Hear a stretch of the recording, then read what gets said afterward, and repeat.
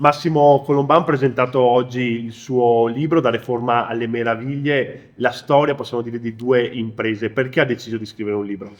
Perché la Permastilisa ha fatto delle cose mirabolanti in tutto il mondo, gli scalinati delle città più importanti al mondo, da Shanghai a New York all'Australia, e perché diciamo questa avventura imprenditoriale che è sorta poi e che è cresciuta fino a diventare il primo gruppo al mondo in questo campo, meritava di essere raccontata, e quindi intervistando anche molti nostri collaboratori che attualmente operano ancora all'interno della Permastilisa, è stata costruita, diciamo così, una storia, quasi una favola, perché eravamo diventati i più importanti, i più prestigiosi in tutto il mondo. E raccontiamo anche come è avvenuto il restauro di Castelbrando, perché è stato acquistato Castelbrando per fare un favore ai salesiani, e tutte le difficoltà e quindi anche le sfide per ristrutturare, per riportare a nuova vita questo castello che è uno dei più importanti in Europa e che vede oltre 150.000 visitatori all'anno.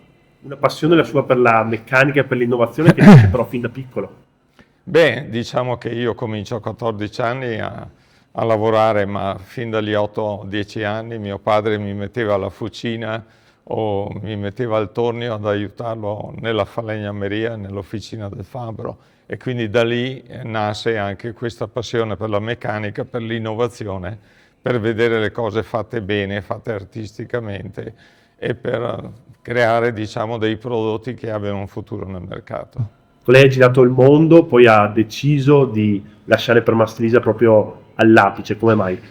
Beh, dopo 8.000 ore di volo, purtroppo io avevo degli scompensi cardiaci notevoli, con tachicardia in volo, che mi creava delle pericolosità di rimanerci in volo, come mi ha detto il dottore. Quindi ho pensato bene negli ultimi 3 anni di cominciare a delegare a questi 83 soci che ormai avevo, e ho lasciato quindi l'impresa in mano a questi manager che sono diventati i proprietari dell'impresa.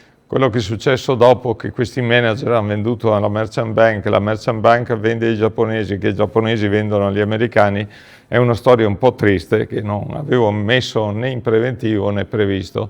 Dovevo mettere un lock-up, quindi un divieto a vendere le azioni che al 50% ho regalato, e cosa che non ho fatto dando fiducia, una fiducia purtroppo mai riposta. Che effetto le ha fatto passare dai grattacieli ai castelli? Diciamo, passare dai grattacieli ai castelli è comunque una sfida, diciamo, del costruire bene. Non dimentichiamo che Castelbrando ha un innovativo sistema di riscaldamento come un'enorme stube, quindi le mura trasmettono la temperatura di 26-28 gradi proprio perché sono percorse da tutta una serie di canalizzazioni, come una stube che riscalda una stanza. E quindi questa è tecnologia, così come abbiamo inserito la fibra ottica dappertutto, quindi qui ci si può riunire e lavorare con l'intelligenza artificiale ad altissima velocità, e quindi anche Castelbrando è una sfida come un grattacielo in un certo senso. Un messaggio agli imprenditori di oggi e come vede gli imprenditori a oggi? Ma diciamo che Steve Jobs, nella sua lezione a Stanford, l'ultima lezione importante che ha fatto, ha detto che bisogna avere fame ed essere un po' geniali, folli, ma folli nel suo termine era essere geniali. Queste sfide esistono e devono permeare all'interno dei cromosomi dei nostri giovani, dei nostri imprenditori.